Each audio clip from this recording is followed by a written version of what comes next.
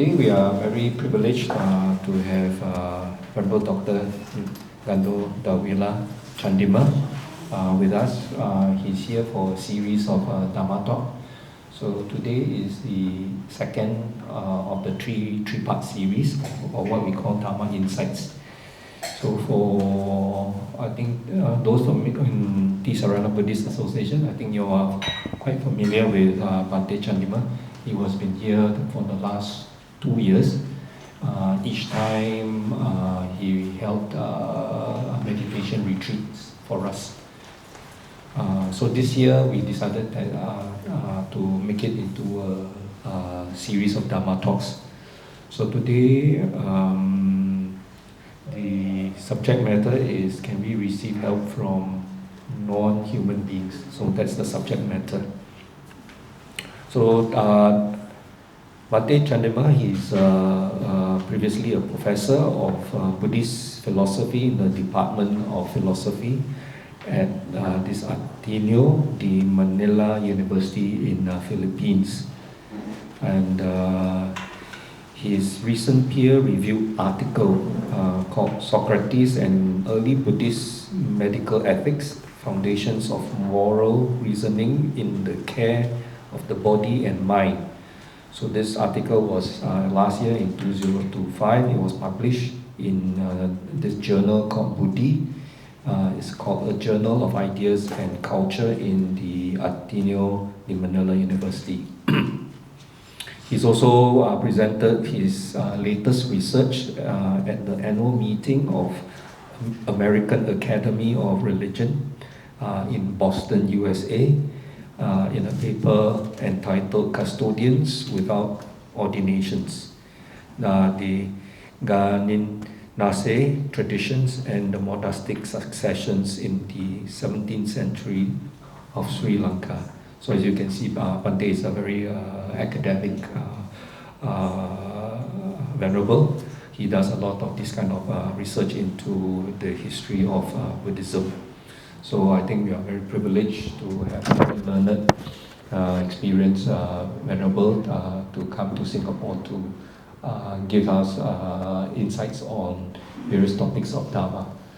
So today, again, I said the subject matter is, can we receive help from non-human beings? I think this is something that is quite in the uppermost of our minds always, as we do our chantings, as we do our wishes.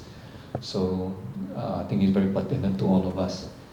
So without further ado, I'd like to formally pass the mic to Bhante. But before that, let us say sadhu, sadhu 3 times. Sadhu, sadhu, sadhu.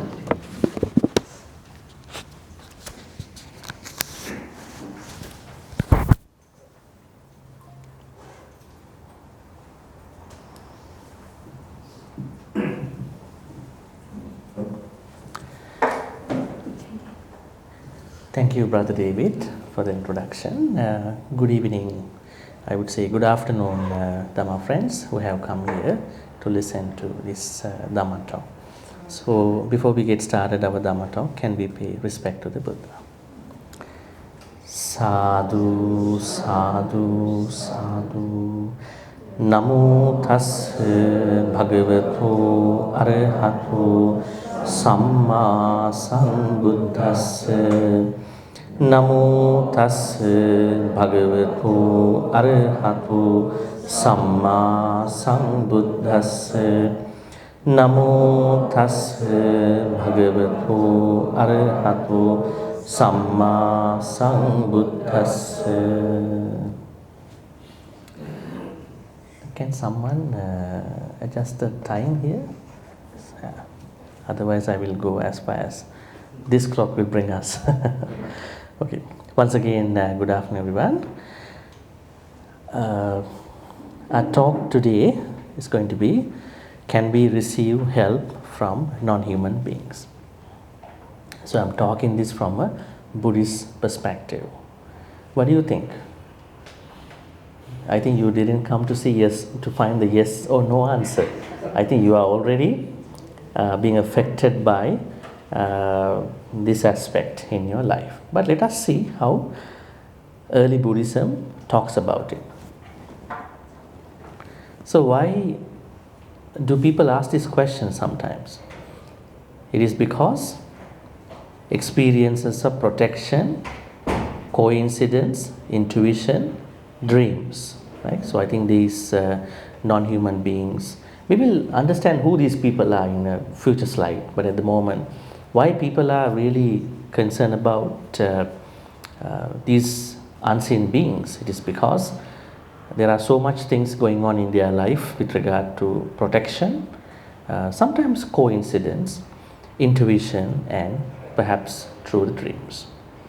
Also, when people go through certain crisis situations such as fear, vulnerability, uncertainty, and hope, maybe hopeless nature, this is also another issue, maybe another conditions for them to look for any support or any connection to the unseen beings. And also desire for guidance beyond human limits. Now, when we look at Buddha, Buddha is not a normal human, right? So then that has made us to think more about what kind of support that we can get from the Buddha. But if the Buddha was a normal human being, then I think we are kind of limited to human limits. It is just like transhumanism that we study in today's world. Is anybody aware about transhumanism? It's a very modern subject. Transhumanism. The science and technologies that support how to go beyond the human biological limitations. Think about, and we are aging. What are the things that science and technology can give us to minimize, maybe slow down that age? You can say anti-aging things. Nowadays, if you go buy a soap, they are even mentioning anti-aging. So people buy it very fast, right? Because it's anti-aging. Maybe diets, maybe even shampoo, right? So that is one way. What are the other complicated ways of using transhumanism? Now think about prosthetic arms, pacemakers. What else? What are the other things that you can see from scientific advancements about it? Robotic arms in manufacturing plants, right? And now AI, right? AI is not new to all of us. Even this elevator lift is an AI production, right? Right? But when it comes to our personal life, when it comes to impose a certain peril on our wealth, our money, our job, then we become a little bit concerned, defensive about it. Why AI came over here, right? But AI is a normal thing. We've been using it, right? So those people, most people, they have a very interesting fascination about unseen beings when it comes to going beyond the human limits, right? Like, even though we are not very much concerned about it in a particular way, but we know devas, or maybe unseen beings, they have a broader range of capabilities with regard to their presence, their influence. And also another interesting thing that is regarding fear, vulnerability, uncertainty, and hope is we seek meaning when control feels limited, right? This is another thing to think about.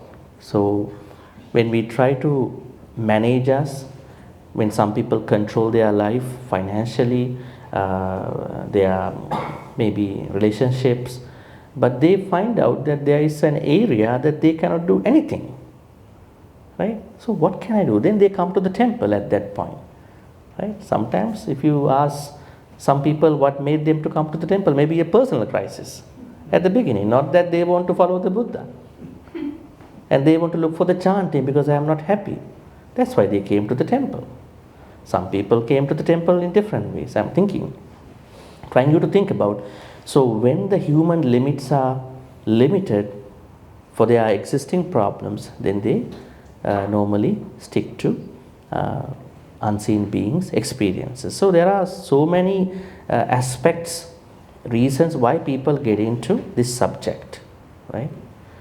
But things get really very chaotic when people want to be the replica of the gods and unseen being. That is a really extreme level of not being able to understand how we should view the unseen beings. There are people who have been tranced by unseen beings.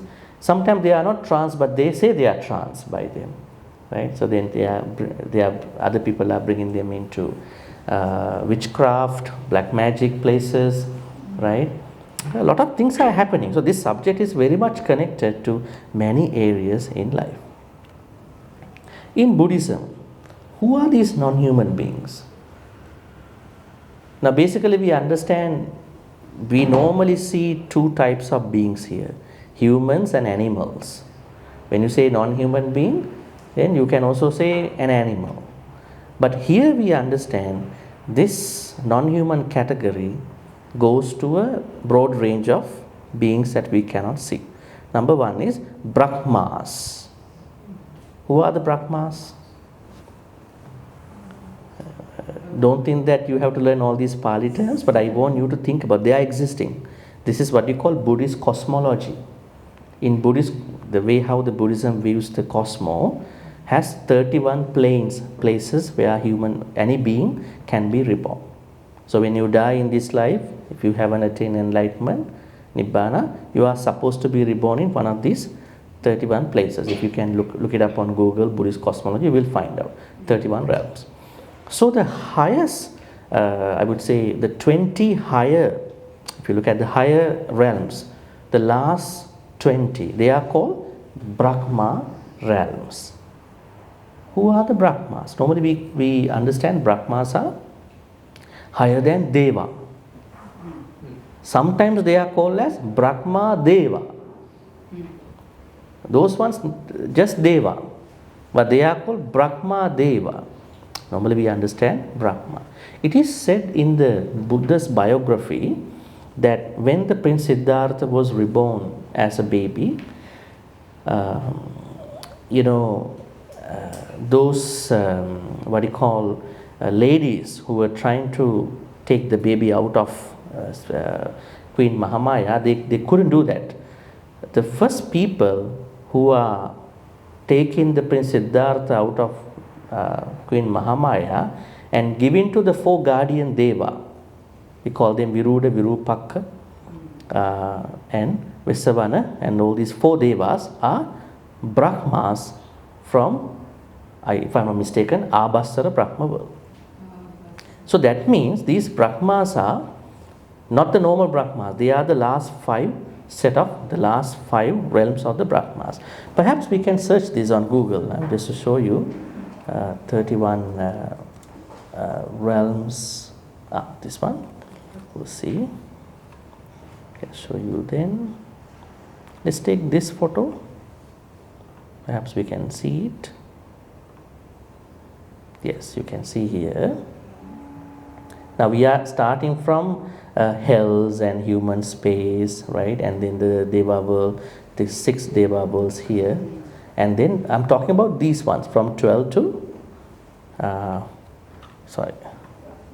from 12 to 31. So some of the Brahmas, perhaps from this set, these are the last 5 of the Rupa Brahma worlds, used to come to the Bodhisattva's birthplace, and then they are the ones who can receive the baby. Humans cannot touch the Bodhisattva. Where is it mentioned? In the Acharya Abhuddha Dhamma Sutta, in the Majjhima Nikaya. This is the place where you can see the wonderful, miraculous things what happened to Bodhisattva's birth during the time. See? Majjhima Nikaya 1, 2, 3. Majjhima Nikaya 1, 2, 3, easy to understand. Yes. This sutta says how things are happening when the Bodhisattva is reborn. There are, I think, 20 marvelous, wonderful stuff that are happening at the time of the birth. Okay, so just take a look later. So I'm trying to say that. So in the Buddhist cosmology, the Brahmas are the highest beings. What do we mean by highest beings? In order to become a highest being, to become the highest being or higher beings, you cannot eat the solid food. What are the solid food? Water, edible food. The more you eat this edible and watery stuff, then you become coarse. C-O-A-R-S-E, coarse and rough. Then Lobha Dosa Moha attack us fast. Right? It is a phenomenon in Dhamma things, suttas. So that's why devas even cannot eat human food. Because they are very delicate people, their bodies are very delicate. And Brahmas, they don't ever. That is why in some of the places it is said, some of the Brahmas, especially Abhasara Brahma, they are talking about their food. Their food, Abhasara Brahma's food is happiness. When you are happy, you don't need food. And that's true. Think about it. You got a promotion a certain day and you got an achievement. That day you don't look for the food that much. So happy, you want to share, you want to talk, you want to look back. But when things are not going, you always go to the fridge, open the door, eat. Why? Not happy. And then you suddenly, you have to pay a big cost. I mean, you become fat and you become overweight, right? And you are not happy about your body. Every time you go see a mirror, you are not happy about yourself. But Brahmas, they are living on their happiness. Right? That's very interesting. I mean, we can do that. I mean, there are people who are doing, they are following, different things. In today's world too, if we are happy, we don't need a lot of food. And basic foods are necessary. But if we are not happy, we chase after the food. Right? That is something. I mean, I'm not talking about foodies, those who want to make content. I'm trying to say about the nature of the food diet habits of Brahma. So these are higher beings in the Buddhist cosmology. And in order to become a Brahma, you must have cultivated certain jhanas before you passed away. This is one thing. And then devas. Now we go down to the list. There are 6 deva worlds. You can see them here. You can see them starting from here: Chatu Maharajika, Tavatinsa, Yama, Tusita, Nimmarati, Paramita, Vasavat. These are the formal heavens in basic Buddhism, right? So the primary heaven is Chatu Maharajika. Normally it is said that the Bodhisattvas are reborn in the Tusita heaven. Even our Bodhisattva was reborn in Tusita heaven. Even the future Bodhisattvas are also going to reborn in Tusita heaven. And Tavatinsa is the operational heaven in the out of all these 6 heavens. They are doing the whole operations across all these heavens. And also it's a kind of a Buddhist place, wholesome heaven. Sometimes heaven has some people who are very ferocious, who are very malevolent too. Now think about Chatu Maharajika. Chatu Maharajika has, you can see here, north side Yakka, west side Naga, south side Kumbanda, east side Gandhabba. Okay? So normally we know Gandhabas are musician. If you are a musician, you have a better chance of being reborn in this Chatu Maharajika under the Dattaratta. You can see here King Dattaratta's. I mean, not just that you are a musician. I mean, if you do a lot of good karmas, plus your fascination was you were a musician here and you play and you want to be sonic in that experience, perhaps. And Kumbandas, they are kind of yakkas, mini yakkas. Not good people all the time, human eating people, but sometimes there are good Kumbandas too. Nagas, they are particularly devas who are living in the aquatic places, especially watery places, waterfalls, ocean, river and all these places. And yakkas, they are the basic protectors of the Tavatinsa, or the whole, especially Tavatinsa heaven. If you have read, I think you are chanting sometimes, right? I mean, with your chanting book. How many of you have found out Attanatiya Sutta, Digha Nikaya, I think 32, is it? DN 32? Attanatiya Sutta. Yeah, this one. DN32, yeah, this one. This sutta is a very interesting sutta. Why? Because it has been so much misunderstood by many people.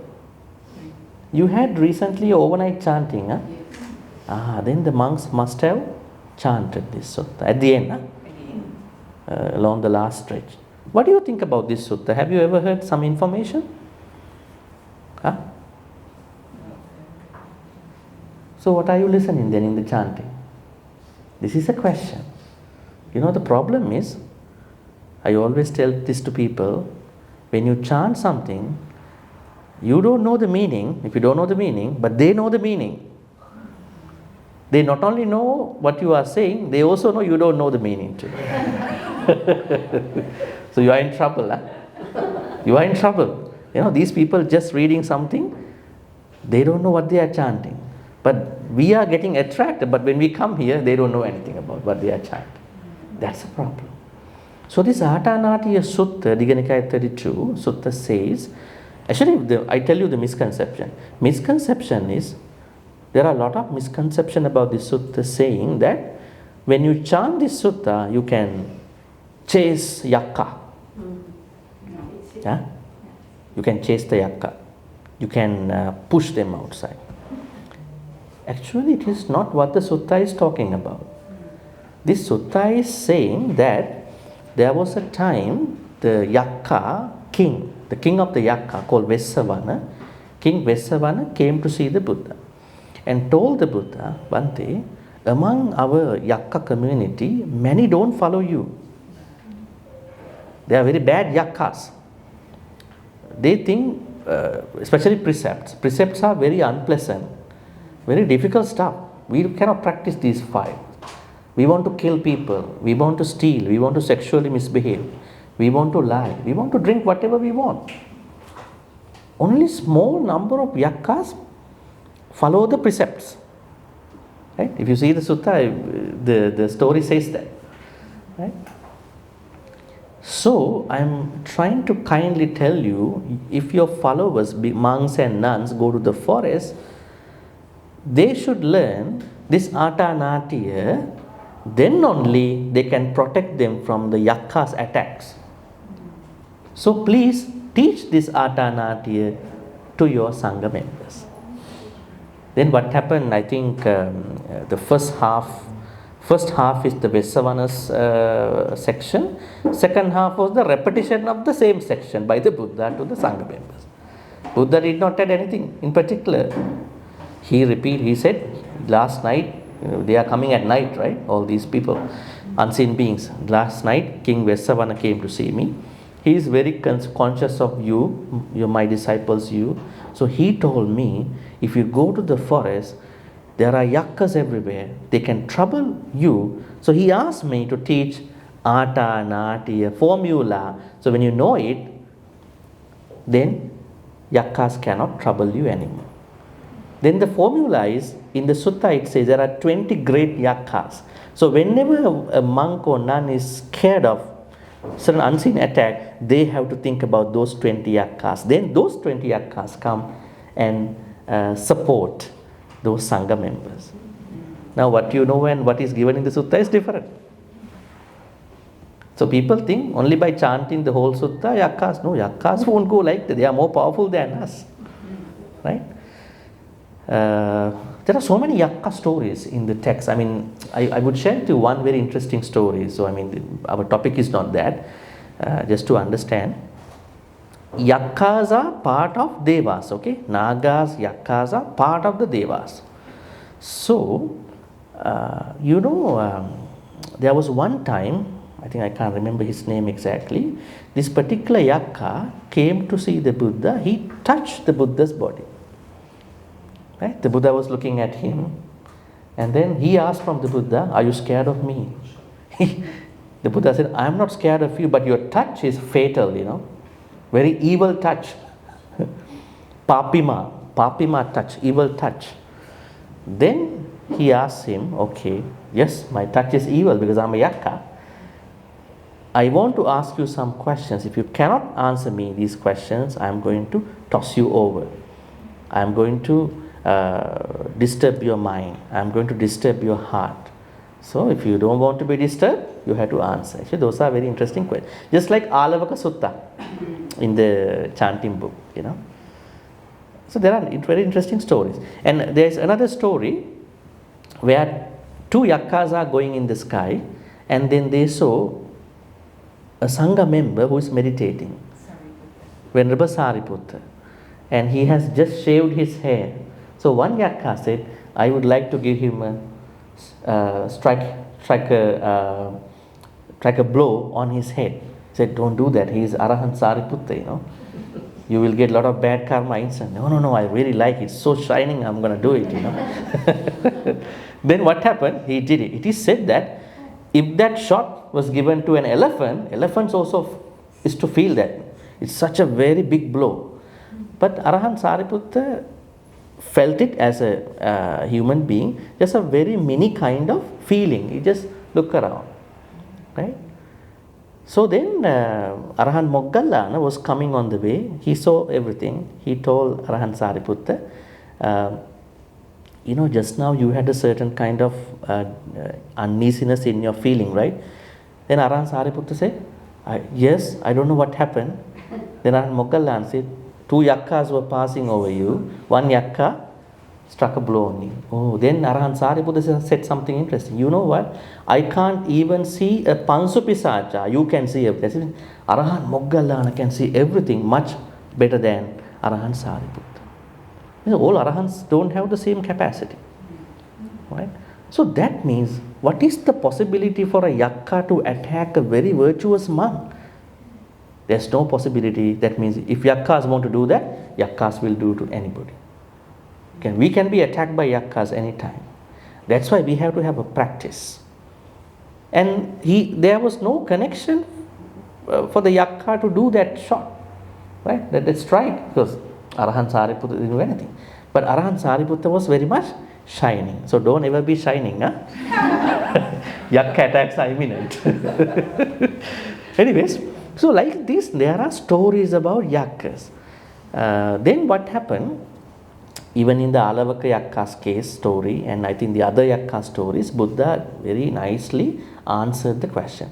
Then what happened? Both yakkas became sotapanna. Very interesting. Then you might be wondering, how come a yakka became sotapanna?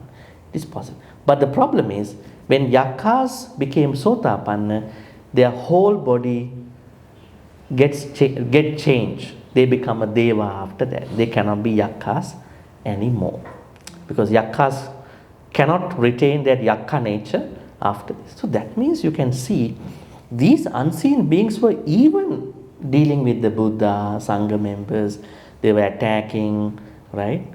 And sometimes some yakkas were supportive as well, right? So this is how we see in the stories. But I don't have time to discuss all these stories because our topic is whether we can get the support or not. And on the other hand, this side Deva, Brahma Deva, on the other side we find ghost, hungry ghost. I think you are very much concerned about this part.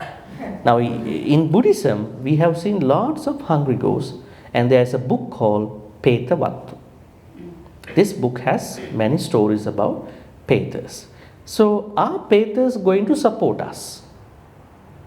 That is a question. Yes, they are also going to support us. I don't know whether it is coming in the Tirokutta Sutta or maybe Nidikanda Sutta or somewhere else. It is said that when you give good karmas to Petas, and they are also doing a wish in turn,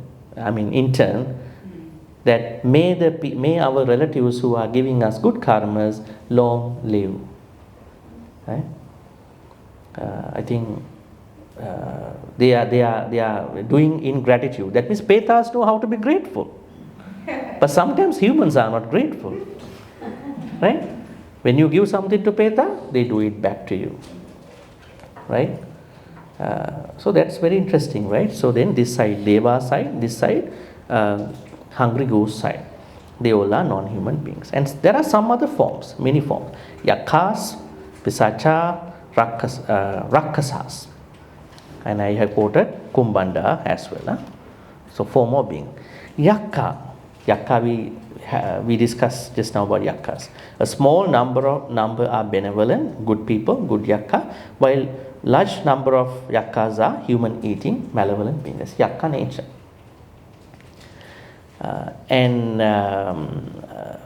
Sometimes there are very interesting stories. There were some yakiniya, female yakkas. So when people, these are mentioned in Jataka stories, when people are going through deserts, they have to stop, right? So some yakinis want to eat humans. So they were making some huts. They have made some huts. They were sleeping and asking men, come and enjoy life with us. So when the people become very much thirsty and hungry, and also they become very much into pleasures, what will happen? They go to them and then they eat them live. It is said in the Jataka stories, whether we believe it or not, right? There was an incident in one place, one yakini becomes kind to a man. She falls in love with a man. Very interesting. And then she brings the man into her place, and then what she did was that she brought a very big rock and covered the cave, because she understood if he got chance, he will run away. That's a very beautiful story. Then what happened? They are getting a human son. Then one day, human son was asking, we two look different. Our mother is very different. What's wrong with this? Then the father said, she is a yakini, we are humans. So she eats humans, and then when she brings back to our place, she brings all the fruits and stuff that those people are carrying, that she is killing. So then son said, we have to quit this place. And finally what happened? They are leaving, but yakini is chasing them. And then finally they could cross. Then the yakini couldn't cross the river because that is not her area to chase people. Very interesting stuff. So yakkas are like that. And pisacha is one of the sub-nature of many group of yakkas. Rakkhasas are water-based yakkas, you can say nagas too.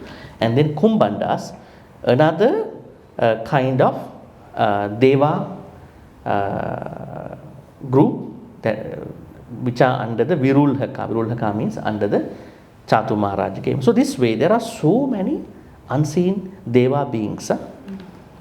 Okay, the Buddha's core position about all these beings is, the Buddha did not deny non-human beings. What did the Buddha say? Buddha say at night they are coming. That's why even in many suttas Buddha says, even the Mangala Sutta, how do we start it?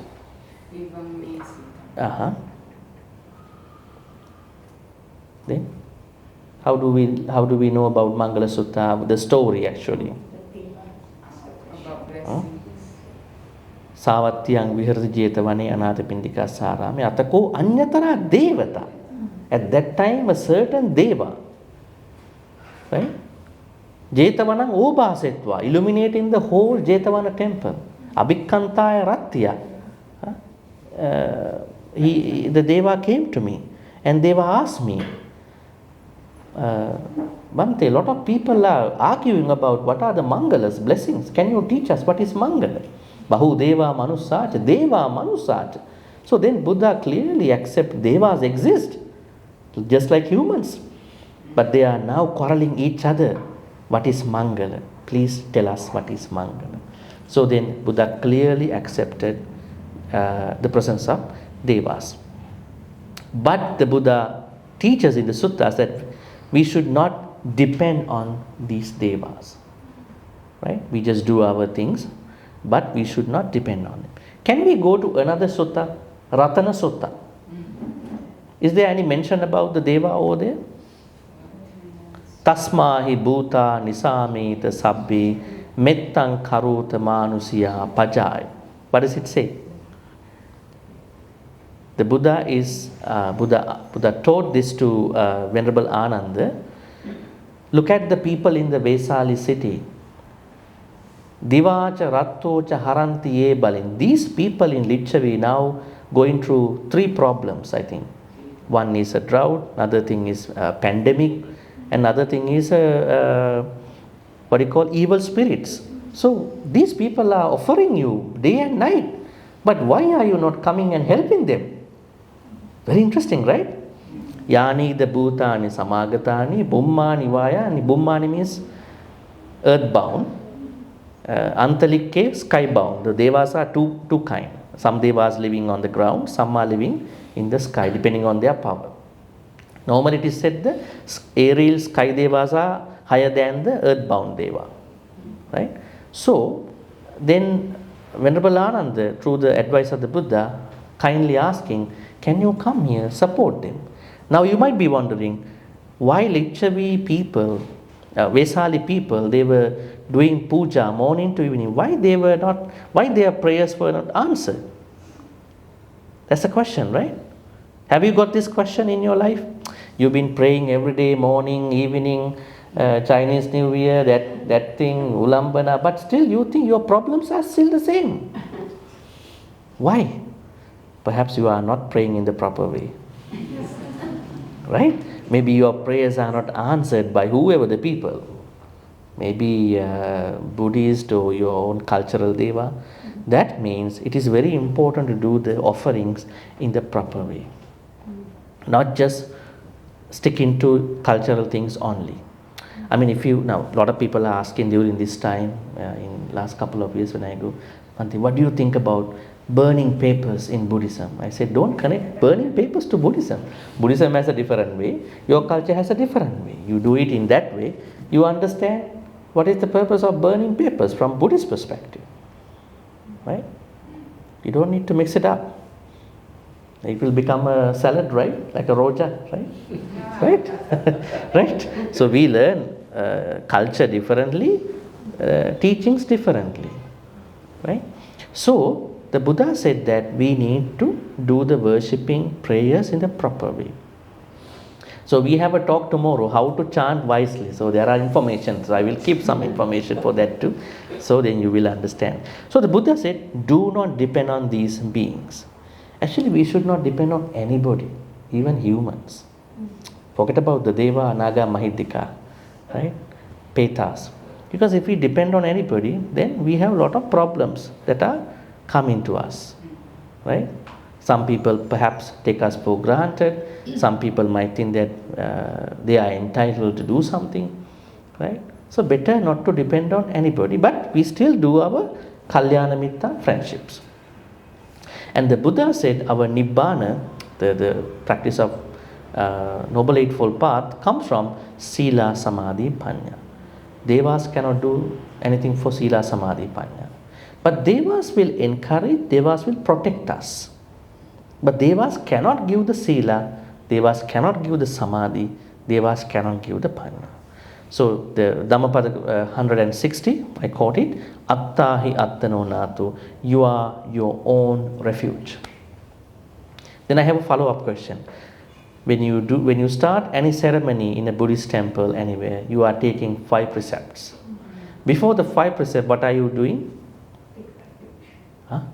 Why to take refuge? We are your own refuge. Huh? The Buddha says here, you are your own refuge. So why to take refuge? And your temple name also Tisarana, right? Triple gem, you have to take the refuge. Right? Then how to understand this Dhamma teaching? This is something very interesting.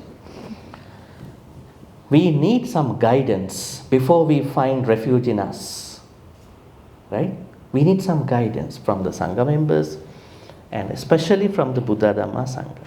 But as we gain that guidance, we cannot depend on Buddha Dhamma Sangha exclusively, because we should know Buddha Dhamma Sangha will be guidance to us, but we have to make our way out to Nibbana. So this is something mutually inclusive. Tisarana, and at the same time our own Dhamma path. What is the name of our Dhamma path called? Noble Eightfold Path. There's no other path. That's the only path that we have to follow. I hope that we've been following that in our own way. So Buddha is very clear about the Deva's presence, and he's asking us to think about our Nibbana perspective. Do non-human beings appear in the suttas? Yes, devas visit the Buddha to ask questions, just like I said. Some deva, naga, mahindika protect monks, lay people, or rejoice in wholesome acts. Some are confused, fearful, ignorant. If you look at Samyutta Nikaya, Devata Samyutta, there are 81 suttas where devas are involved in all these suttas. If you look at Devaputta Samyutta, there are 30 suttas that are having deva communications with the Buddha. And many other suttas contain accounts of encounters with deva and other non-human beings. Don't worry, I am going to share this slide, the PPT later, so you can take it. Do non-human beings appear in the suttas? Continuing. And I also want to quote the two books which I mentioned shortly before, Vimanavattu, Petavattu. Joyful deva experiences are also recorded in the Vimanavattu, the sixth book of the Khuddaka Nikaya, which has 83 short stories about devas, different devas, how they became devas. And in the Petavattu, which is the seventh book of the Khuddaka Nikaya, presents 51 stories about hungry ghosts. If you really want to know who are the hungry ghosts, how they operate, you need to read this book, Petavattu. You will get a very good understanding about hungry ghosts. Otherwise, when you want to learn about them, you will hear a lot of what you call superstitious stuff about them, right? Just like the cultural baggage that we are hearing all the time. So better to learn them. Today, I am going to tell you a very interesting story from Petavattu a bit later. Can non-human beings help humans? Yes, but in limited ways. Protection, encouragement, rejoicing in men. One example. Remember, there was a man who was a captain of a ship. He and his people, they went on a sea voyage. Halfway of the sea voyage, ship wrecked. His ship was wrecked. And what happened? They all died. And then only this particular person could manage to come to the shore of the ocean.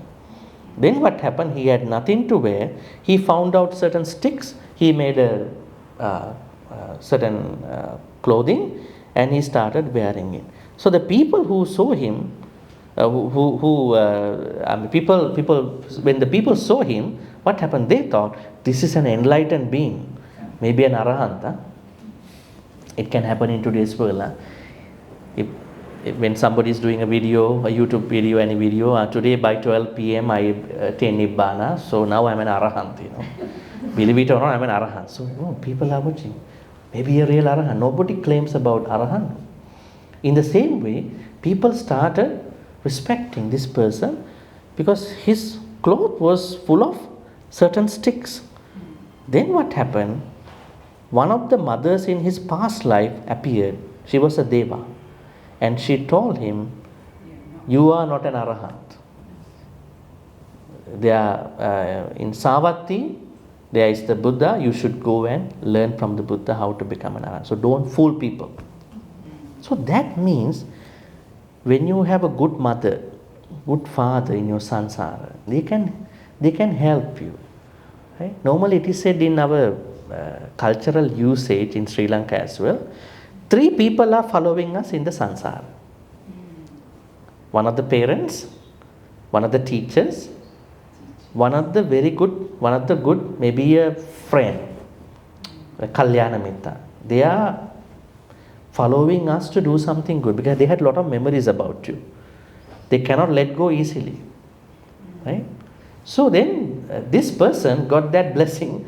He was called Bahya Daruchiriya. His mother, don't do this thing. That means even mother left the life, she's still in the sansara watching son in different life. This is one story. The rest of the story is not relevant because a lot of things, right? That's one story.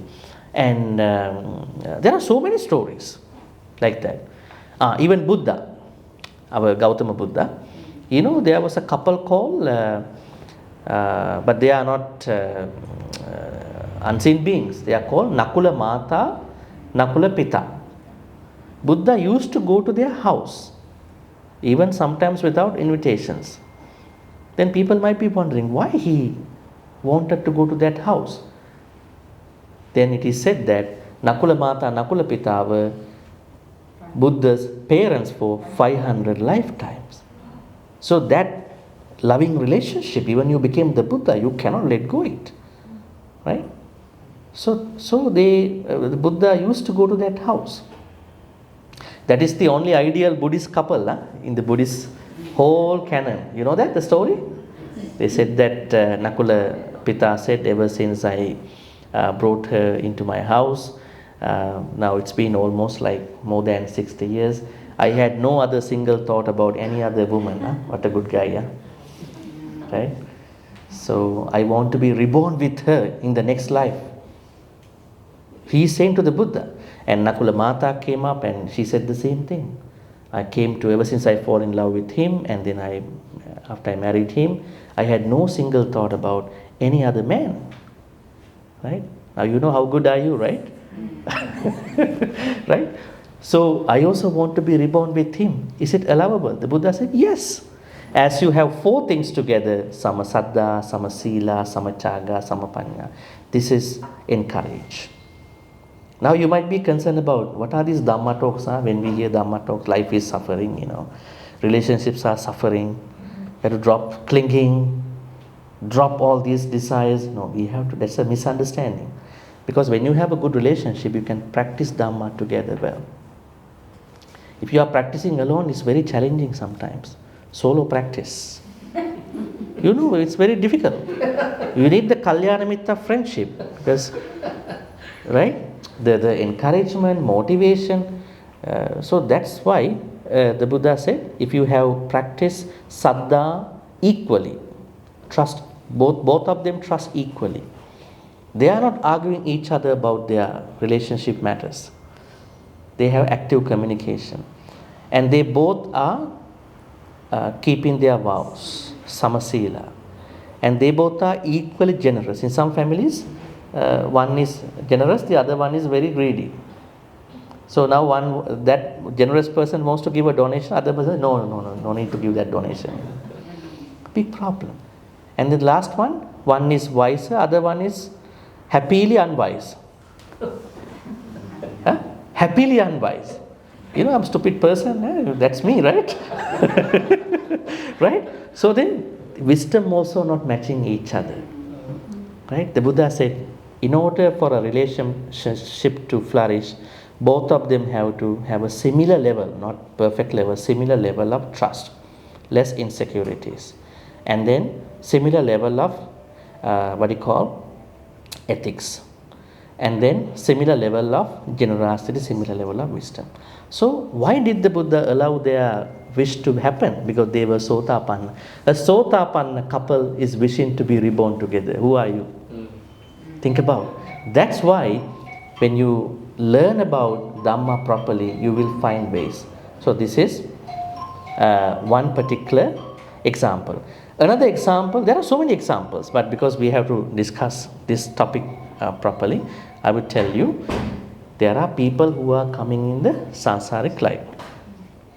So these people are helpers within samsara, not beyond it. When you keep the precepts and practice the Noble Eightfold Path, supportive help may arise. They will support you. Respect or worship is not a problem, but depending on them for one's future.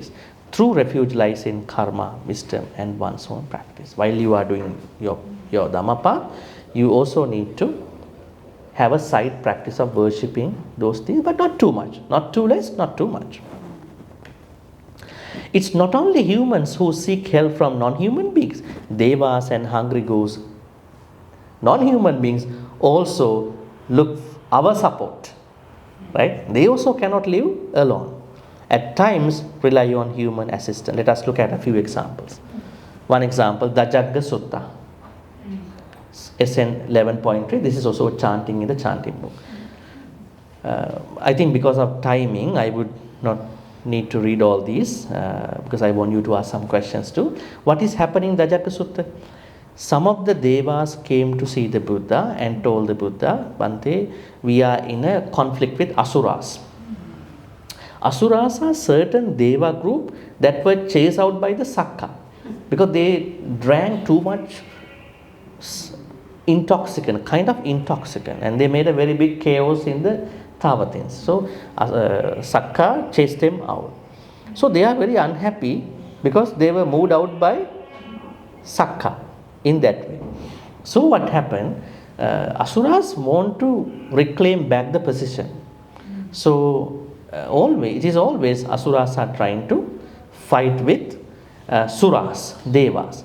Every time they are doing, sometimes Asuras win, sometimes Devas win. But most times lately, Asuras win for whatever the reason. So they told Buddha, we are very much in fear because they are attacking us a lot these days. So we have no other escape. Then the Buddha asked, what did your leader tell you how to protect? Right? Sakka. He told us, when you are scared in the battlefield, you need to look up to the flag of certain senior devas in the battlefield. Like there are some other devas, Isana, Varuna, Pajapati, Sakka. Right? So let's say you are going to look up to the edge of one particular deva, because they are also in the battlefield fighting with Asuras.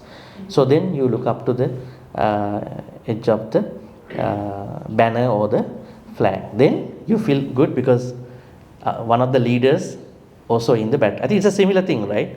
When there is a war between two countries, when the president goes to the war field, soldiers become moralized.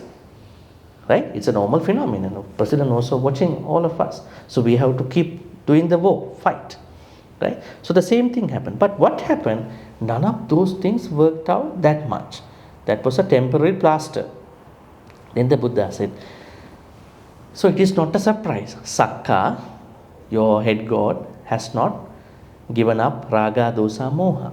So next time, if you come up with fear, horripilation, any anxiety, depression, at that point, you need to think about 9 great qualities of the Buddha through their meanings. Why is the Buddha Arahant? Why is the Buddha Samma Sambuddho? And so on and so forth. By contemplating about those 9 great qualities, your fear, your anxiety should go down. But in case if it didn't work at that point, I tell you to contemplate on the 6 great qualities of the Dhamma. Swakata, Sandittika, Akalika, and so on and so forth. Even in the worst case, if by contemplating on the 6 great qualities of Dhamma didn't work out, then you must think about the Sangha members' 9 great qualities. Supatipanno, Ujupatipanno, Nyayapatipanno, Samijapatipanno, and these 9. At that point, any of your fear or horripilation, anxiety should go away. So that means Sangha are more powerful than the Buddha. Right? Because Buddha teaches us that Buddha is also part of Sangha. Right? Buddha is also part of Sangha. Now you might be thinking something else. Why did the Buddha teach Tisarana to war? To do a fight with the people? Buddha didn't have control over the Surasura. They are more powerful than the humans. But Buddha taught us. So that means Devas needed human support. Now in this case, Buddha's support. And then, this is a very interesting story. There was a story in the Petavattu, 27th story, where there is an Arahant monk called Pottapada. Arahant Pottapada. One night, what happened? This Arahant Pottapada was approached by a hungry ghost. And the hungry ghost identified himself as his own brother. Then he asked, who are you? Then he said, I am your brother who passed away a few months ago. Not even I am a hungry ghost.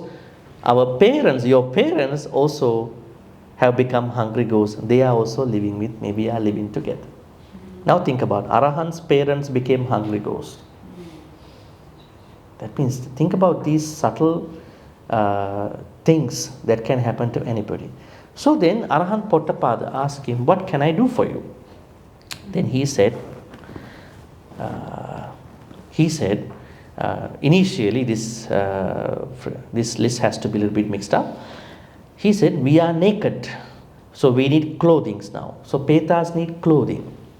If you go to Sri Lanka, I think some of you are going to Sri Lanka soon, right? If you go to a funeral, what they are doing in the funeral is giving a white cloth to Sangha members. Why is that is given to the dead person, right? So it is said that when this brother said, that Peta now, hungry ghost said, we don't have clothes, do something so that we will get clothes. So tomorrow he talked to his own devotees. He offered some robes to other monks with the support of devotees. Then time passed by. After some time, what happened? He came back again. Then he said, we don't have water. So we need water now. Then Arahant Pottapada said, look, there's a big river going nearby. Go and drink water. Then he said, if I go there and drink, all the water becomes blood. Right? So now we should be very lucky to see water as water, right? Go and take some water and drink it. Right? Petas, when they try it, become blood. Then we cannot drink them. We only can see. Okay? Then he talked to his devotees next day. Then he asked them to offer water strainers. Water strainer, at that time monks used water strainer to stop drinking those micro beings, creatures. And then after some time, it went some time, then again the brother Peta showed up. At that point he asked, okay, thank you for the clothing, thank you for the water. Now we need a place. Petas also need housing, right? Lucky we have some ministers and governments to give housing, right? They had no ministers and no governments. They have to find their own housing. So then we need a place. So then next day, Arahant Pottapada talked to his devotees. They made a kuti within a couple of days. They offered the kuti to some other Sangha members. Then Peta again disappeared for some time. After some time, Peta again showed up. Then Peta was saying something very interesting. When we are walking, we feel that our feet get pricked by certain thorny plants. So we need footwear now, slippers and all that. So Petas also need footwear, right? So then next day, Arahant Pottapada with his devotees offered some sandals. So what does it mean? Petas need most similar requisites that we are having. So they are communicating with us because they want those things. Can they communicate with people they had no connection? They cannot go to those places. It's like when you are in a difficult time, you can only call people who you know, right? I'm in a trouble, I need some money, and some support, I need a hand. In the same way. So not only humans receive their support, but also they need our support. So what can we do? Transference of merits. That is one very important thing. And maybe at the end of every ceremony, we share good karmas with Deva, Naga, Mahitika. Right? We can do that. What kind of help can non-human beings offer? Protection due to wholesome karma, support when living ethically, mental encouragement or inspiration. They cannot remove your karma. They cannot give you the enlightenment. They cannot solve the problems without you try to do your right effort. So that is actually the most important thing as a human being we have got is being able to understand what is happening in our life and then start practicing the Dhamma path with right effort. They cannot practice that. So that is going to be our main help, although we are doing support for them. They may function as supportive conditions shaped by a person's past karma. Moreover, when you live in accordance with the Noble Eightfold Path, I always highlight this Noble Eightfold Path, right view, right intention, right speech, right living, right effort, right mindfulness, right concentration. This is the most important thing that we have to practice. So at that point, when you practice this path, those devas, nagas, mahitikas, other people feel it. They can help you because they know you are a true Buddha follower. That is a very interesting way to convince them. But how do people convince them? Bring lots of offering in front of a table and altar and telling all the things to them, every day. You think they can listen to you all the time, right? You are, I think, troubling them all the time. But try to show that you are a good human being, and support is just perhaps a couple of days away sometime. When you are a good person, you feel people are trying to support you, right? But you have to be truly a good person. You don't have to show off, brag about what you are doing, right?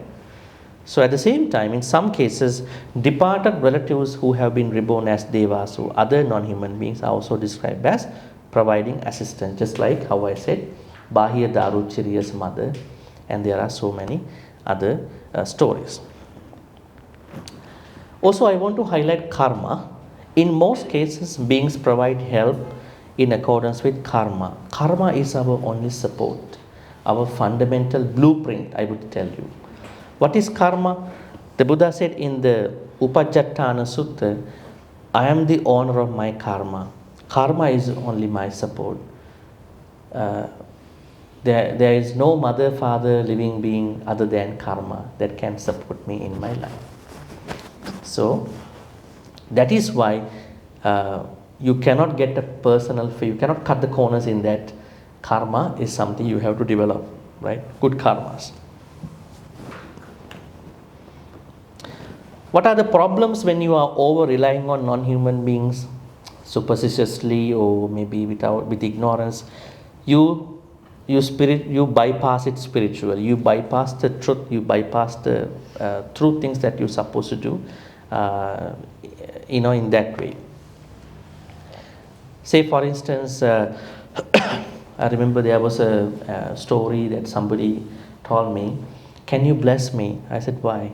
Because not a normal particular blessing, a specific blessing. Because I gave lots of money to somebody. No, I did some work for somebody. I have to get some money out of it, but the person is evading now, right? So, bless me to get that money, right? This is the thing. So, yes, we could do a blessing about it. But the thing is that, why did you do work in that particular way? Especially if it is lots of money, you should have a plan to get in touch with that person, right? Otherwise, the person might go away. Why there is no agreement? Why there is no nothing? No, at that time I trusted. Now I cannot trust anymore. That's why the Buddha says that you have to practice Noble Eightfold Path. Then you know who to associate, who not to associate, what to do, how to start. You're becoming a very much aware person. You become a very wise person. Without wisdom, don't go to see the devas. Only when you have wisdom, they support you. This is a very good human being. Sometimes fear, right? People rely on these things because they are too much feared about. Sometimes they don't want to do their responsibilities. So they want to give the responsibility to the Deva Naga Mahedika. Take my responsibility and do something for me. And sometimes they are manipulated by the superstitious beliefs from different things. So Buddha also cautioned us about ritual obsession, blind faith, and not externalize, don't externalize your responsibility. Which is a responsibility, it is a karma. That means we have to take our karma thing. So then, Noble Eightfold Path overall. So, overall what I can say is that these are some of the questions you can think about. Am I seeking help or avoiding responsibility when it comes to requesting from the unseen beings? So try to think about whether you are part of seeking help or avoiding responsibility. Or does this belief reduce fear or increase it? Sometimes the more you do, more fear will come to you. Because Buddhism is about reducing fear, right? Reducing anxiety, reducing all the negativities. In order to reduce them, you need to understand the problem. Sometimes you want to distribute the problem with other people. I think people are doing that, right? When they are angry, they want to distribute the anger with other people. calling them, and today I'm so angry, right? And they want to share with other people. So then when things don't happen in the way that they want to give it to the people who are unseen. Overall, is my practice making me wiser, kinder, freer? Or is my practice always going to unseen beings and asking their help to make me a better person? So finally, conclusion is, non-human beings exist. They may support wholesome people when we are wholesome. That means when you practice Noble Eightfold Path. Noble Eightfold Path is walked alone, personally. True refuge is understanding reality as it is. A side practice of worshipping devas is good. It shouldn't be your main practice, right? I think when you practice Buddhist Tao practices, you are respecting a lot of devas, right? But now when you start coming to the temple, you look at it a little differently. Because temple says you must have a practice, your own practice. Noble Eightfold Path practice. You cannot simply rely on the people like that. While respecting them, continuing your practice. This is interesting. Support is secondary, wisdom is primary. So let us work on our wisdom. Wisdom is practicing sīla, samadhi, paññā. In other words, Noble Eightfold Path. Maybe that worshipping deva is not our main practice, but the Noble Eightfold Path, the Fourfold Path. So practicing the Noble Eightfold Path can keep the deva practice only as a side practice. Alright, so if I am to recap one more time, in short, I would tell you the answer to this question is yes, we can get the support from deva, not by totally denying the practice. We have to practice. When we practice, they are happy. So they are supporting us. Also, some of the suttas teaching us, we have to give good karmas to them at the end of every event. That's why we are, sharing akasattacha bhummatta, ittavatacha ammi, right? We are supposed to do that. But don't merely rely on unseen beings for your life, any life event.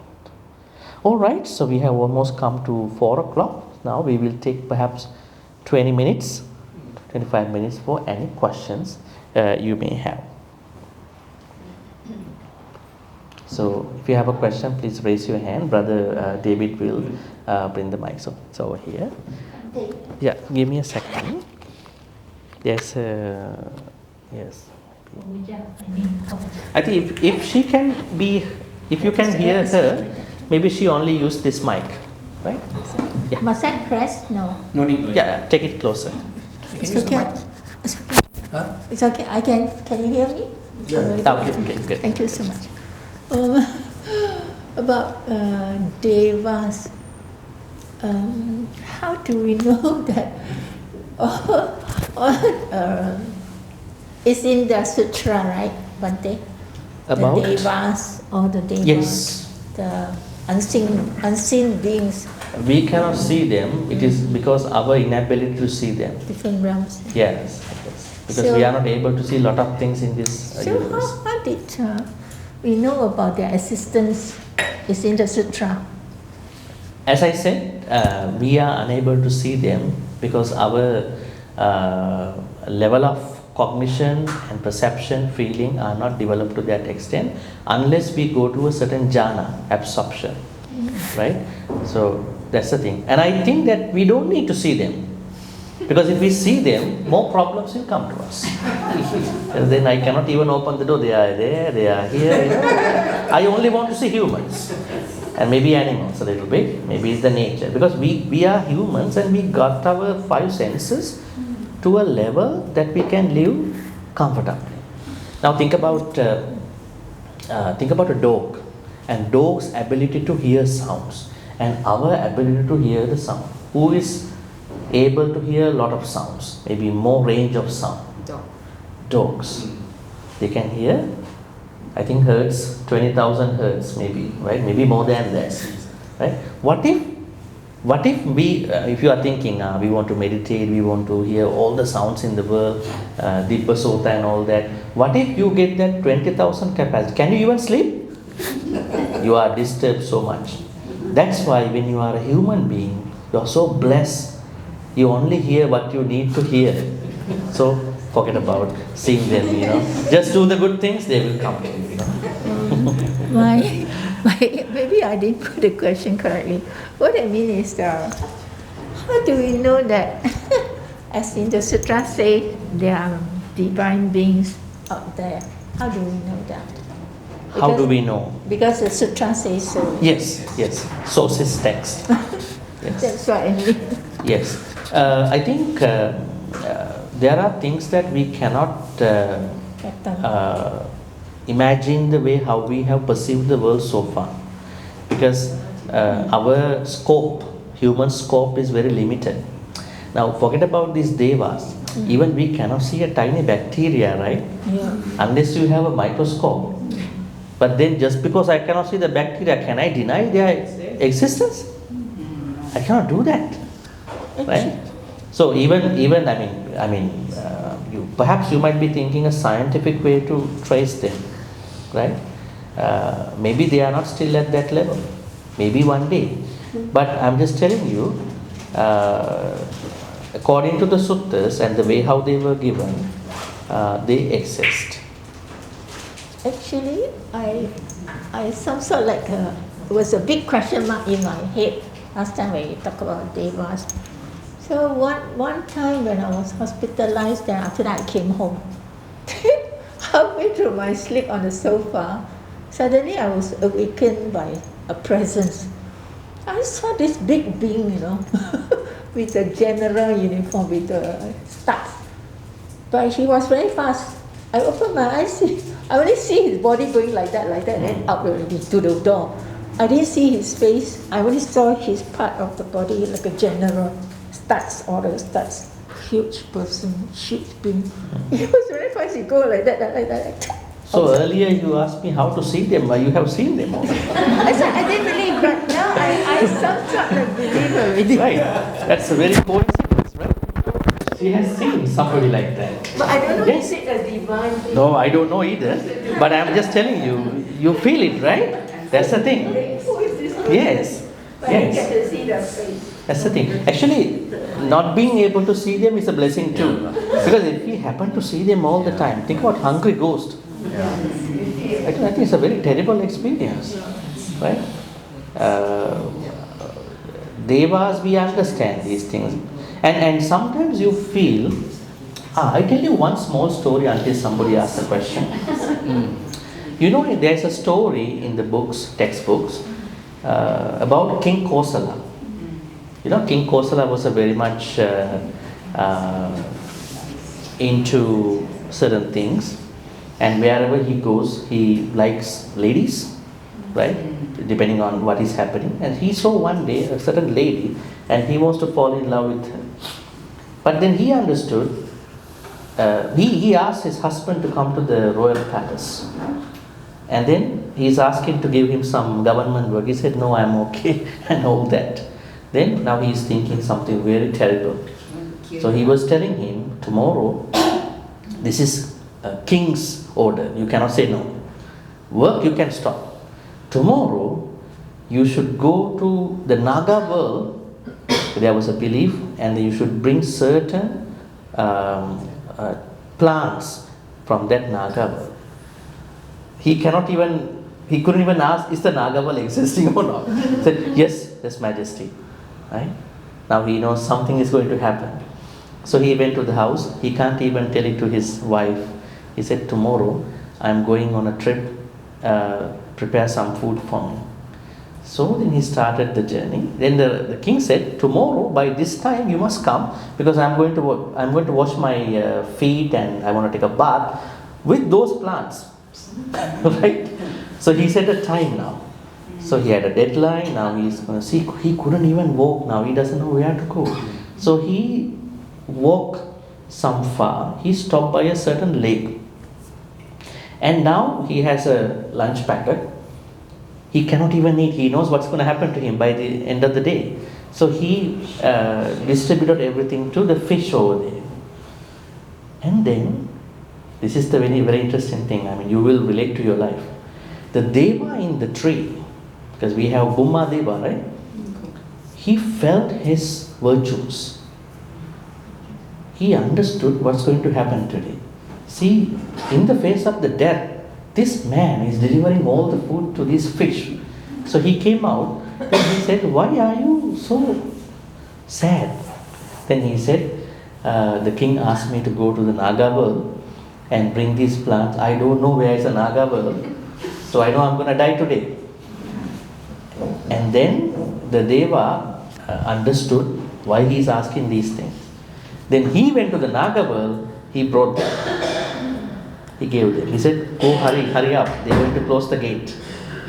King, out of desire, he asked the government forces to close the gate earlier. This man will be entrapped. But he could manage to go there. Right? So the story is telling us, if you are a good person, if somebody is trying to trap you, you will get some support from somebody. Actually, in our life, sometimes we are helping many people. Those people are not helping us back. But somebody that we don't know will help us better than them. You tell me, how is it happening? You've been helping a lot of people. I think some people might be grateful. Majority, they are not helping you. They are not grateful. They are picking on certain your personal problems. They are putting blame on you. Maybe they are showing that they are entitled to get your support. But then, during all this, you feel there are other new people that you never know. You had not supported them as well. They come up, they support you, just like your family. How is it happening? These are the people. Perhaps they are driven by unseen beings. Perhaps we have supported all these beings in the samsara. So narrow escapes, such support is very important. It can happen to you.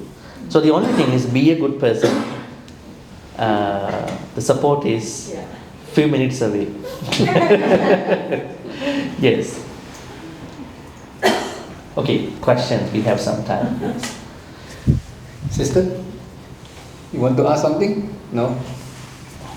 No, let them come up slowly. But it's about unseen beings. I've got one question, Bhante. Yes. One question. This, I think as Chinese, we have this belief that when our loved one, whoever, father, mother, whatever, they pass away, and then we have this belief that they are somewhere up there, and we can actually ask for their help, particularly maybe after a recent passing away, the so-called, we use the word spirit.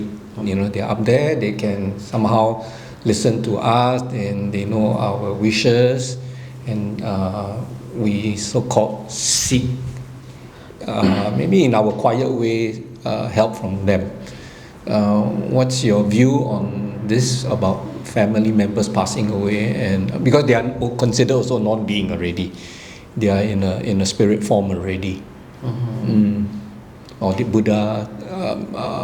Can you rephrase shortly about the whole thing?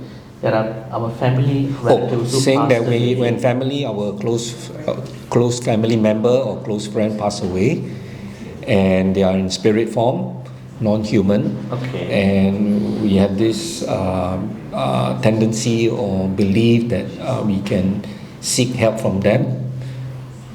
They seek help from us, or we seek help? No, we seek help from them to, like, say, answer your prayers. I mean, sometimes wholesome, sometimes not so wholesome. Sometimes they ask for 4D. 4D is the gambling thing. You ask for 4 digits, and then you. This is the Chinese practice. 4 digits. 4 digit means lottery. I thought passwords. Lottery. Ask for lottery numbers. Okay, but that's more the unwholesome. But sometimes it's wholesome. Whether wholesome or unwholesome, we seek their interventions, their support, So, what's the Buddhist way of looking at this kind of thing? Okay. Insofar as family members passing away. Okay. So now you said the perception is they are in spirit form. Yeah. lah. I don't think if they are in spirit form, it is good for them in Buddhism because they are also going through challenges and suffering. So why, on one side they are in suffering from, why are we seeking help from them when they are suffering? Right? That's true. I think what we should do is, rather than expecting our whole craving baggage, better to give some good karmas and wish that they be reborn in a better place. Sharing marriage, good marriage. Yes, yes. I think at that point onwards, the people will find out they are not spirits anymore. So I think in order you to get, strike a lottery and good things. If you are a good person, all these things will happen. Just like the King Kosala story, things will happen. Yeah. So I haven't heard that any lottery winner saying that spirits told him that good numbers, so I went and I struck my luck. Yeah. Right? Right? So I think better to, according to Buddhism, if anybody is in spirit form, it is not we support them asking we for have this. to support them at that point. At that point. When we support them, Then they have a good- they will support us back. They are grateful. Perhaps they will make our wishes come true at that point. But that is not very nice to expect This from is spirits to Chinese- help us. Chinese have this tendency to do it. Cultural belief. It's cultural. Ancestor worshipping. Yeah, it's a cultural practice. Asian culture. But according to Buddhism, it's better to support them because they are spirits yet. They have to depart from being spirits. Good But- people there. But instead of thinking of it as a spirit, can we also apply Buddhist practice by thinking that they become a deva, right? Maybe they're reborn as a deva and now they are in a position to support us, right? And we transfer merit to them. Now the problem is recognition of their status now, right? At which point how we are going to say they are spirits or they are devas, right? That is very imperceptible to us. Correct. That is not perceptible to us. Correct. So the main thing is that don't expect lottery numbers from them. That's such a very that's not a nice thing. Better you try your luck in your own way. So actually the Chinese do believe that if there are people who go to the graveyard to ask for the number, the Chinese do believe that that is not a good practice to the spirit because it will cause bad karma to them. You disturb them and cause bad karma to them. That's a Chinese belief. Cultural belief, yeah. So I'm not going to touch that part because it's a cultural stuff. But what I can say about Buddhism is that if you see they are suffering, they are asking things, and you are asking things back from them right away about those things, that's not a good thing. It's better to give good karma to them in the form of merit transference. I think as you keep doing that, then you will feel a sign. What's a sign? You don't see them anymore. That's a sign that they have gone to a better place. If you see them every day, they want you. They want your good karmas. Right? If you see them every night, something wrong with you. In dreams or In what dreams are? I don't see them like this, right? In dreams, definitely, yes. Yes, that means they need something from you. Yes. So Bhante, I got one question on black magic, which is it's a common term in this part of the world. So as a Buddhist, how should we think about it as of black magic? Let's say we sometimes watch movie and say, we also heard of stories that in certain countries it's quite common that you can go and pay some money and put black magic on someone. Yes. Right. Number How one, should we take number it? one is that when you are a good person, even you are a good person, sometimes some people don't like you. It's normal. I think it's the nature of people, right? When Buddha got some people who they didn't like him, right? Sometimes they even go to do certain things, just like black magic, right? you should, let's say you are practicing Buddhism. If you are really practicing Noble Eightfold Path, nobody can do anything to you. Even devas also cannot do anything to you. So don't worry about these things. So just keep your practice, daily practice, going on. I remember one Sri Lankan couple was kidnapped by a certain group of people in, what is the country? In Africa. That's a country somewhere in Africa. The people who kidnapped them, they were believing in black magic. So they were Sri Lankans. When Sri Lankans were scared, they started chanting Karaniya Metta Sutta. So they thought they are chanting a better black magic for them. They left them and they ran away near a petrol shed. Right? So that's the thing, people think when you chant, it may be black magic. Yes. So if they did not chant, don't know what could have happened. Can I ask one more question? They might have been bringing them to somewhere. Yes. Bhante, I have one more questions on the terms Brahma. We always read about sutta about the deva and deities come to ask Buddha questions, right? I do not recall any, or maybe there are, just that I haven't read about it before, that the Brahma come and ask Buddha question. Is it because based on the divine plane of existence, they are at the higher realm, that they are in the form and formless realm, that's why they don't listen to Dhamma? No. Anybody can come to see the Buddha if there is a question. Most Brahmas who came to see the Buddha are material Brahmas. I mean, Rupavachara Brahmas, not Arupavachara Brahmas, for the most part. So I think when they have a question, they approach the Buddha, if he is the right person. Similar like when you have a question, you want to look for the right person to ask the question. There's nothing else. So. Okay, any more questions from the floor? You want to make a short question? Sure. Yes, please take the mic. The 31 planes for the Brahmas and so on. No, 31 planes for any sentient being to be reborn. We all are having that capacity planes. When we die. We may be reborn in one of the 31 places. So, in other words, the Brahma was formerly a human being. Yes. Then he went up there. Yes. Okay, thank you. They must have cultivated jhanas. First, second, third, fourth jhanas. So, in any of the place, it must be one of us who died if we did good things and then we got that. Well, suppose you've been practicing Noble Eightfold Path on a side, if your right concentration reaches any jhana, depending on that jhana level, you will be reborn in that place. Yeah. But better to look for the Sotapatti, not for the jhanas. Jhanas are very temporary. Because when you spend a lot of time in the Brahma world, when you come back, there is no Buddha here, no Buddhist people here.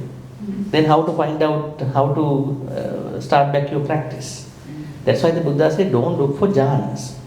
Practice Noble Eightfold Path, because Buddhas are not appearing all the time. When you come back, there is no Buddha here. Now at least you see some books, some of the suttas, So when we practice the sīlas and 8 precepts and Noble Eightfold Path, if the one pass away, will be born up there in the... No, it depends on the last thought. Last thought.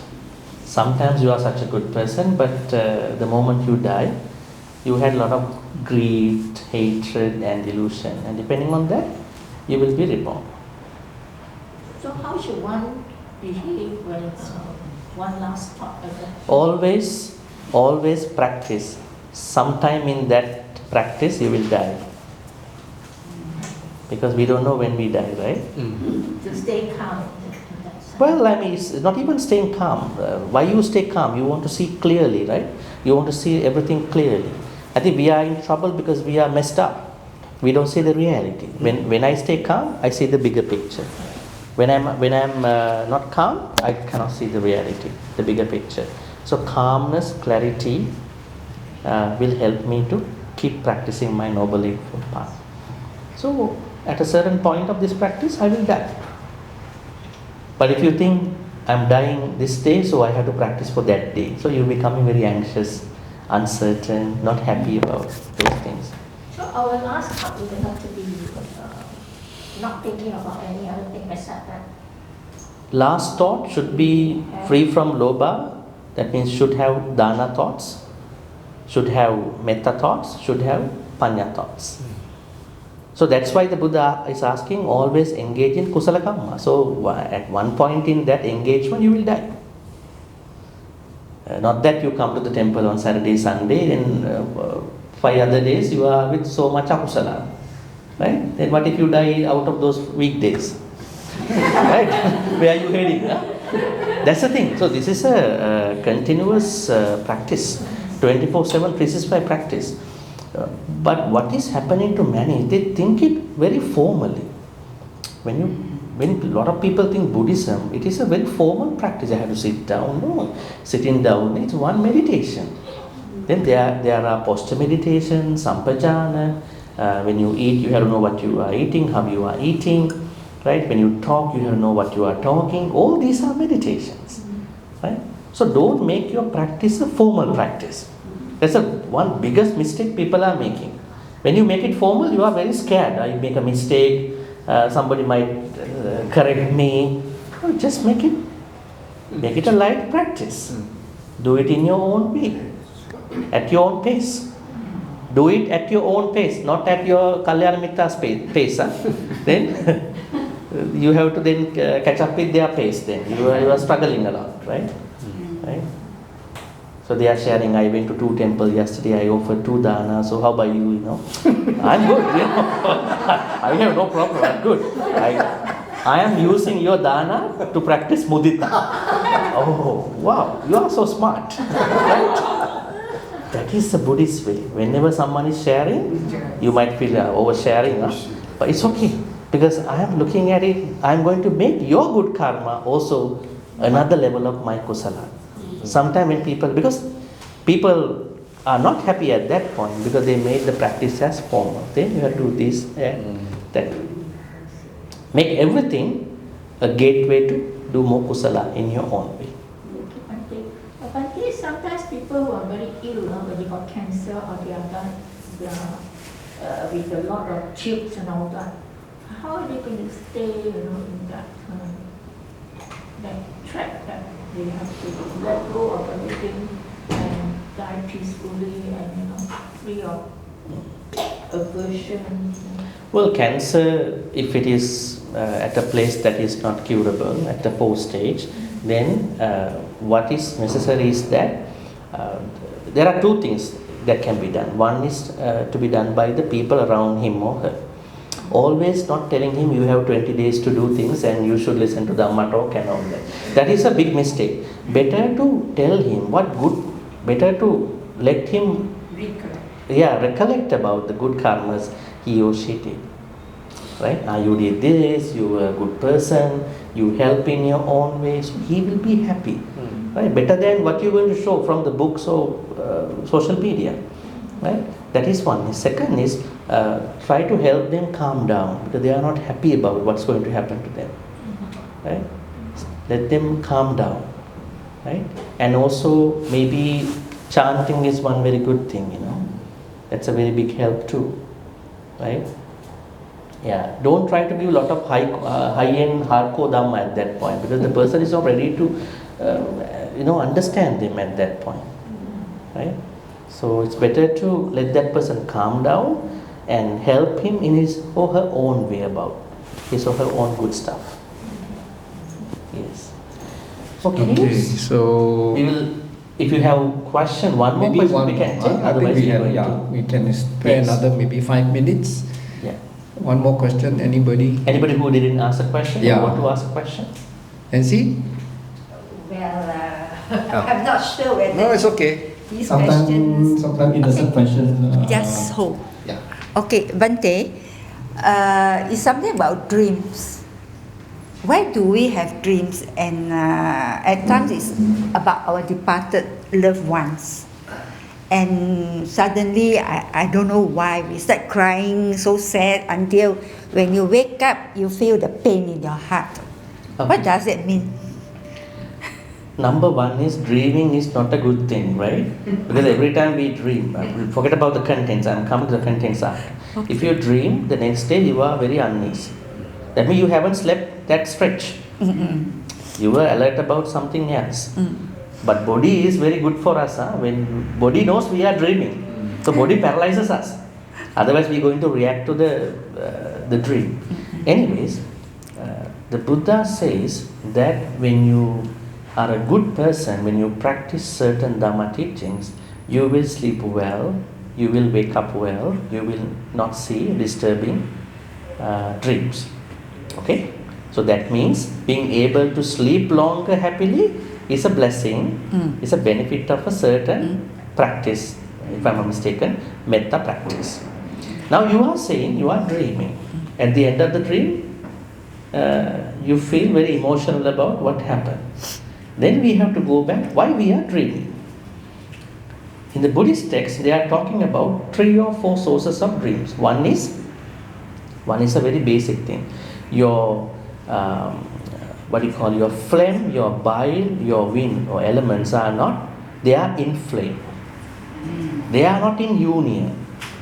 Now we have to look at how this happened, especially our food habits, our drinking habits. This is one very big issue. I drink too much water. I take a lot of cold stuff, and I'm exposed to the weather without a management. So then I think this is one way. Another way is that there are many ways how those pitta, semha, the other one? Pitta, semha, vata going to be inflamed. So we have to monitor that. That's number one. Number two is that Buddha says we will go through a flashback of the events that we go through during the day at night. Perhaps if you don't want to have a clear idea about it. If you are over concerned about the day. Because when we go to sleep, mind wants to do a follow-up. That's the mind's survival nature. Then we have to let the mind relax before that happens. Right? Mind's survival nature is go back and question the mind, and also it wants to do a follow-up in the sense of a flashback. So it's better to let the mind relax. That's why nowadays people don't sleep with a relaxation, right? They do lots of things and then now I want to sleep. Are you relaxed? You can't even do the gym stuff like that, You have to relax first. You have to warm up first and then do, and again warm up, come back home. What if you don't warm up and you do the gym things? You're going to lift the weight. No, you will do it happily. When you come back, muscle pain, that pain, this pain. Right? Why? You did not follow the proper procedure. Before, after. I think in order for us to sleep, we should have relaxation is not only body, it's about mind too. Right? So let go the stuff before you get to that level. Don't carry a lot of things. Don't carry the movie you watch. Don't carry the documentary. Don't carry XYZ people stuff. I deserve a good sleep. I need to sleep now. And then let yourself relax with the mind and the body. So that is the second thing we have to be concerned. If it is not relaxed, mind goes back to flashbacks. Third thing is a certain unseen being is going to tell us something. Now don't think that you are that person. That is a very rare source. Normally, when the Buddha was going to become the Buddha, he saw a dream, right? He saw a dream, right? It's very rare. That kind of a dream is very rare. So a certain past being or a present being is coming to you and telling you a secret about it. Yes. So this way there are sources for different dreams. But I tell you, if you practice mettā meditation, you will never see any dream. Because you are not a person of dreams, you are a person of reality. You make everything real in your life, right? So then you have a good life here. It's a part of mettā benefits. You can sleep easily early, you can wake up early and easily. You don't see any bad dreams. Sukhang supati, sukhang patibujjati, napapakang supinam passati. Yeah. Manussanam piyo hoti, you are dear to humans. Amanussana, even amanussa. These people like you. Why? You mettā everybody. You mettā every being. May you be well and happy. I think with that, Thank you, Bhante. we can wrap this up because there's a puja coming up too. So I think you must be able to must have able to understand, understood about what we discussed today. So our reply to this question is yes, if as long as you are a good person. So you need to work on couple areas in your life, and then they will help you when you don't know that they can help you. But they will help you. You have the support. You will get the maximum support, utmost support, when you practice a noble eightfold path through sīla, samadhi, panna. So may all the good karmas we making today be upon all the departed ones, and also Deva Naga Mahindika. May all of them, including us, receive all these good karmas. May all those good karmas be supportive and helpful for all of us to attain the supreme bliss of Nibbana. Sadhu, sadhu, sadhu. Abhivadana sīlissa niccang vaddha pacāino cattaru dhamma vaddhanti ayuvanu sukhang balang ayurārogya sampatti sagga sampatti mevaca ato nibbāna sampatti iminati samicchatu. Sadhu, sadhu, sadhu. That's the end of our Dhamma talk. Okay, thank you very much, Bhante, Chandima, for this very enlightening